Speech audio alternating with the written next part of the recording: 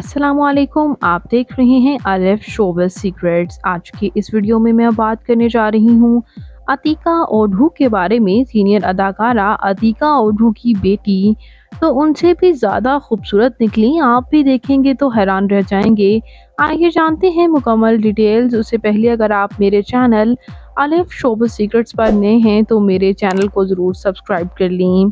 अतीका ओढ़ू, जिनका कहना ये है कि वो महज 15 साल की थीं जब उनकी बेटी की पैदाइश हुई थी उनके यहाँ, और पहले खामन से डाइवोर्स के बाद दूसरी शादी जावेद अखंड से की, उनसे भी डाइवोर्स हो गई, और तीसरी शादी समर अली खान के साथ उस वक़्त की जब ये अपने बच्चों की शादियां कर चुकी थीं और इनके पोते पोतियां और नवासे इनकी गोद में थे।